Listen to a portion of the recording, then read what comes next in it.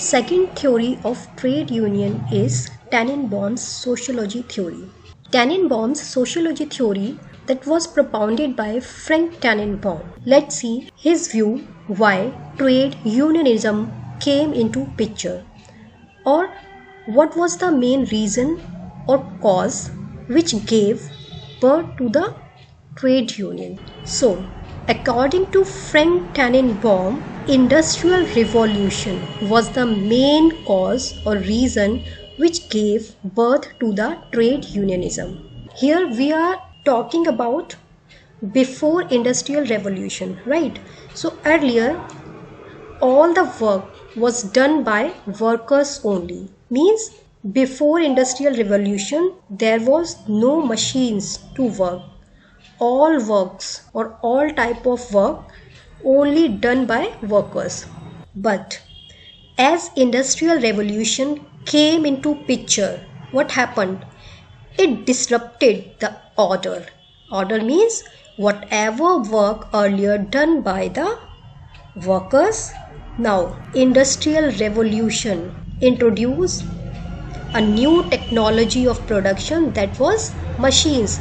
So machines took all the place of workers, which curtailed the jobs of workers, and workers were not even aware about the machines, how to operate that. So later on they were only dependent on machines, and insecurity among all the workers created, and unions emerged, and that emergence was spontaneous, which grew with the growth of capitalism.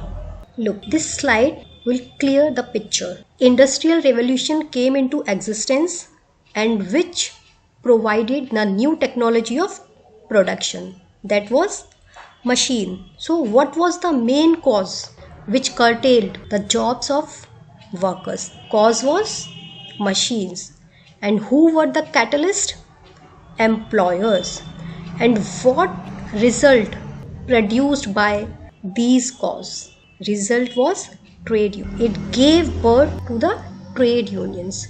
Trade unions as a means to restore the organic life and dignity that workers enjoyed before the advent of capitalism, right? That is work done by workers only, not machines. So workers had a say, and they wanted to restore that say again. That's why they started uniting and created or gave birth to trade unionism. I hope now you are getting. See how trade unions will work, means how they will restore the say which had workers earlier.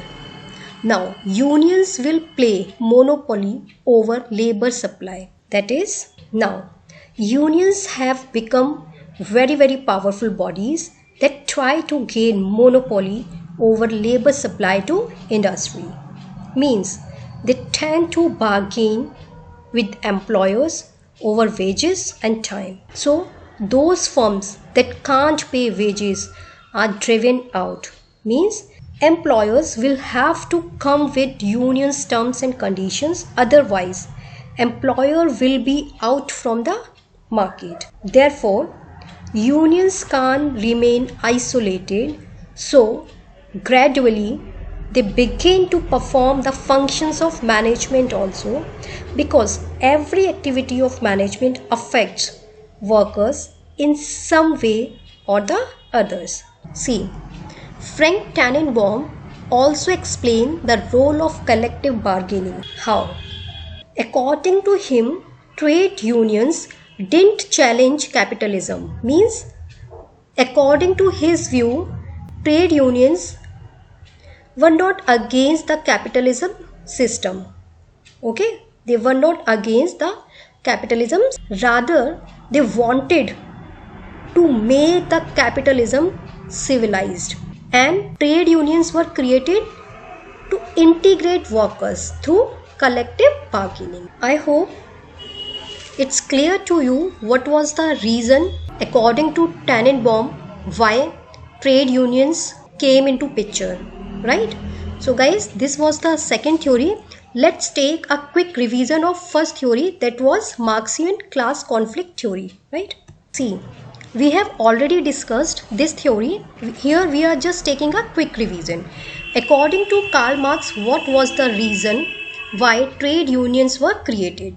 So, according to Karl Marx, capitalist system was the main cause which created or which gave birth to trade unions. Why? Because there was a conflict between two opposite classes, that was bourgeois and proletariat.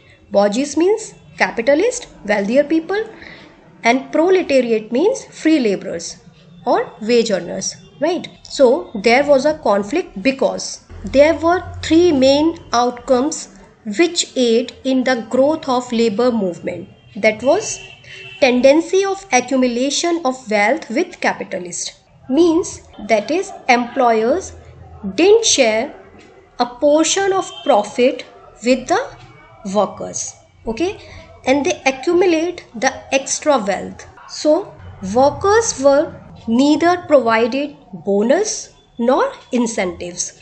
In fact, they were getting very less salaries in compared to their efforts. Second is tendency of depression of wages, means wages were decreased or wages were not so high, that was very low, and workers didn't have any accumulated wealth, okay. And third was inevitability of economic crisis, that is we can't stop the crisis whatever emerges, but who actually suffers? So that is the working class. These were the three outcomes which was the cause of conflict. So for full explanation of this theory, you can view my previous video also. Finally, so far we have discussed two theories. Thanks for watching this. Take care. Be blessed.